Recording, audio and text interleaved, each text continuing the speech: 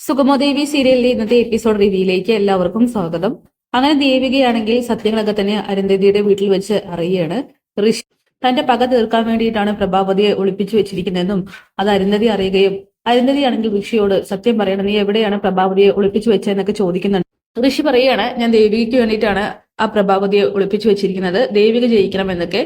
ഇത് കേൾക്കുന്ന ദേവിക പറയുന്നുണ്ട്, ഞാൻ എന്നെ കൂടപ്പിറപ്പായിട്ടാണ് കണ്ടിരിക്കുന്നത്, എനിക്ക് വേണ്ടിയിട്ടാണെങ്കിൽ അമ്മയെ എത്രയും പെട്ടെന്ന് വിടണം എന്നൊക്കെ. ഈ സമയം ഋഷി ആണെങ്കിൽ സത്യങ്ങൾ പറയാനായിട്ട് മുതിരുകയാണ്, അതായത് പ്രഭാവതിയോടുള്ള ആ ഒരു പ്രതികാരത്തെക്കുറിച്ച്. പക്ഷെ അരുന്ധതി ആണെങ്കിൽ അത് വേണ്ടത് ഇങ്ങനെ വിലക്കുകയാണ്.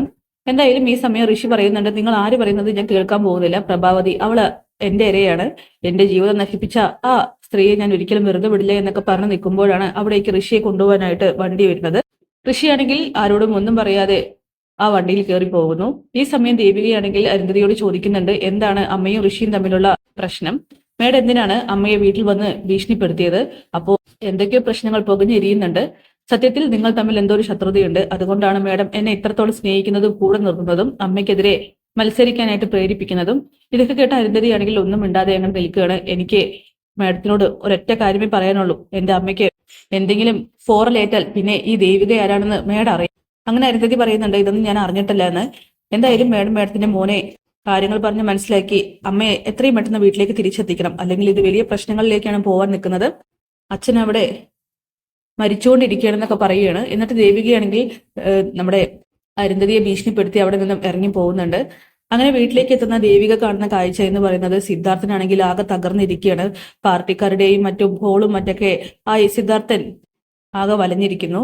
അങ്ങനെ അയാളാണെങ്കിൽ പൊട്ടിക്കരഞ്ഞുകൊണ്ട് പറയുന്നുണ്ട്, എനിക്കിനി വയ്യ, ഇനിയിപ്പോൾ ഇലക്ഷൻ അടുക്കുമ്പോഴേക്കും ഞാൻ ജീവനോടെ ഉണ്ടാകില്ല, ഉറപ്പായിട്ടും എന്റെ ജീവൻ പോയിരിക്കും. ഇപ്പൊ എന്റെ ജീവൻ പ്രഭയാണ്, അവളെ തിരികെ കിട്ടാതെ എനിക്കൊരു സമാധാനമില്ല, ആരൊക്കെ എന്തൊക്കെ പറഞ്ഞാലും ഞാൻ തെറ്റുകാരനല്ല അല്ല എന്ന് ആവർത്തിച്ച് പറഞ്ഞിട്ടും ആരും എന്നെ വിശ്വസിക്കുന്നില്ല എന്നൊക്കെ പറഞ്ഞ് സിദ്ധാർത്ഥനാണെങ്കിൽ ചങ്ക് പൊട്ടി കരയാണ്.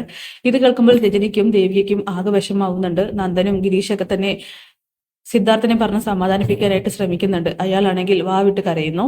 പിന്നീട് ഋഷി നേരെ എത്തുന്നത് പ്രഭാവതിക്ക് അരികിലേക്കാണ്. എന്നിട്ട് പ്രഭയോട് കാര്യങ്ങൾ പറയുന്നുണ്ട്, നിന്റെ മരുമകൾ നിന്നെ അന്വേഷിച്ച് വന്നിരുന്നു ദേവിക, പക്ഷെ അവളോട് ഞാൻ പറഞ്ഞു നീ ജയിക്കാൻ വേണ്ടിയിട്ടാണ് പ്രഭാവതിയെ ഞാൻ തട്ടിക്കൊണ്ടുപോയതെന്ന്. ഇത് കേൾക്കുന്ന പ്രഭയാണെങ്കിൽ അവൾ എന്ത് പറഞ്ഞു എന്നൊക്കെ ചോദിക്കുകയാണ്. എന്ത് പറയാൻ, നിന്നെ കൊല്ലാൻ തന്നെയാണ് അവളുടെയും തീരുമാനം. അങ്ങനെ പ്രഭയ്ക്കാണെങ്കിൽ അത് സഹിക്കാൻ കഴിയുന്നില്ല. അങ്ങനെ പ്രഭയോട് ഋഷി പറയുന്നുണ്ട്, ഇനി നീ ജീവിച്ചിരിക്കാൻ അർഹപ്പെട്ടതല്ല, കാരണം നിന്നെ അന്വേഷിച്ച് എപ്പോ വേണമെങ്കിലും പോലീസുകാരും മറ്റു പലരും എത്താൻ ചാൻസ് ഉണ്ട്, കാരണം ദേവിക സത്യങ്ങൾ അറിഞ്ഞിട്ടുണ്ട്.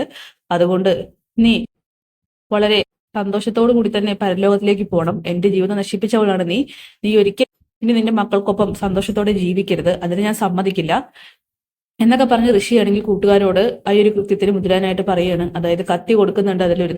അങ്ങനെ അവസാനമായിട്ട് ഋഷി പ്രഭാവതിയോട് പറയുന്നുണ്ട്, എലക്ഷൻ അത് നിന്റെ സ്വപ്നമായിരുന്നില്ലേ, നീ ദേവികയെ ജയിക്കണമെന്ന്. സത്യത്തിൽ ദേവിക എന്റെ ഒരു കൂടപ്പിറപ്പ് പോലെ തന്നെയായിരുന്നു, എന്നെ ജീവിതത്തിലേക്ക് കൊണ്ടുവരാൻ അവൾ എന്നെ ഒരുപാട് ഹെൽപ്പ് ചെയ്തിട്ടുണ്ട്, അവൾക്കും കൂടി വേണ്ടിയിട്ടാണ് ഞാൻ ഈ ഒരു കൃത്യം ചെയ്യുന്നത്, അവൾ ജയിക്കണം, നീ തോൽക്കണം. ഇതൊക്കെ കേട്ട് പ്രഭ പറയുന്നുണ്ട്, ഞാൻ ഇലക്ഷനിൽ നിന്ന് പിന്മാറിക്കോളാം, ദേവിക തന്നെ ജയിച്ചോട്ടെ എന്നൊക്കെ. പക്ഷെ ഋഷി എന്നെ ഒന്നും ചെയ്യരുത്, എന്നെ വിട്ടയക്കണം എന്നൊക്കെ പറഞ്ഞ് കരയാണ്. ഓ, പ്രൊഫസർ പ്രഭാവതിക്ക് ഇങ്ങനെ കാല് പിടിച്ച് കരയാനൊക്കെ അറിയുമോ, നിങ്ങൾ ഒരിക്കലും നിങ്ങളുടെ അഹങ്കാരം വിട്ട് കളിച്ചിട്ടില്ലല്ലോ, നിങ്ങൾ നിങ്ങളുടെ നിലപാട് വ്യക്തമാക്കി മറ്റുള്ളവരെ ഉപദ്രവിച്ചിട്ടല്ലേ ഉള്ളൂ, അല്ലെങ്കിൽ കൊന്നടുക്കിയിട്ടല്ലേ ഉള്ളൂ എന്നൊക്കെ ചോദിക്കുകയാണ്. ഋഷി, ഞാൻ പറയുന്നത് നീ മുഴുവനും കേൾക്കണം, നിങ്ങളൊന്നും പറയണ്ട, എന്തായാലും ദേവികയ്ക്ക് വേണ്ടിയിട്ടും എന്റെ ലീക്ക് വേണ്ടിയിട്ടും ഞാൻ നിങ്ങളെ ഇവിടെ അവസാനിപ്പിക്കാൻ പോവുകയാണെന്ന് പറഞ്ഞുകൊണ്ട് പ്രഭയ്ക്ക് നേരെ കത്തി ഓങ്ങുന്നുണ്ട്. ഈ സമയം പ്രഭാവതിയാണെങ്കിൽ പേടിച്ച് നിലവിളിക്കുകയാണ്. എന്തായാലും കുത്തുന്നത് പോലെ കാണിച്ച് ഋഷിയാണെങ്കിൽ കുത്തുന്നില്ല. അങ്ങനെ പ്രഭാവതിയോട് ഋഷി പറയുന്നുണ്ട്, നിങ്ങൾ അങ്ങനെയൊന്നും പെട്ടെന്ന് മരിക്കണ്ട, കുറച്ച് നിങ്ങളെ വേദനിപ്പിക്കണം, മറ്റുള്ളവർ അറിഞ്ഞ മരണഭയം നിങ്ങളും അറിയണം, അതുകൊണ്ട് നിങ്ങളോട് എനിക്ക് ഒരുപാട് കാര്യങ്ങൾ എണ്ണി എണ്ണി ചോദിക്കാനുണ്ടെന്നൊക്കെ ഋഷി പറയുകയാണ്. എന്തായാലും അരുന്ധതിയും ദേവികയും അറിഞ്ഞ സ്ഥിതിക്ക് തന്നെ ഋഷിയുടെയും പ്രഭാവതിയുടെയും ആ താവളം അന്വേഷിച്ചെത്തുന്നതായിരിക്കും, പ്രഭ രക്ഷപ്പെടുന്നതായിരിക്കും. അങ്ങനെ ത്യാഗരാജൻ ആകെ വല്ലാത്തൊരവസ്ഥയിലാണ്.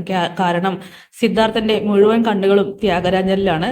അവസാനം സിദ്ധാർത്ഥൻ പറയുന്നുണ്ട്, ത്യാഗരാജനെയാണ് തനിക്ക് ഡൗട്ടെന്നും അയാളെ ചോദ്യം ചെയ്താൽ ഉറപ്പായിട്ടും പ്രഭ എവിടെയാണെന്നുള്ള സത്യം അറിയാൻ കഴിയുമെന്നൊക്കെ. ഇത് കേൾക്കുന്ന ദേവികയ്ക്കാണെങ്കിൽ സത്യങ്ങൾ തുറന്നു പറയണമെന്നുണ്ട്, പക്ഷെ അവൾക്കതിന് സാധിക്കുന്നില്ല.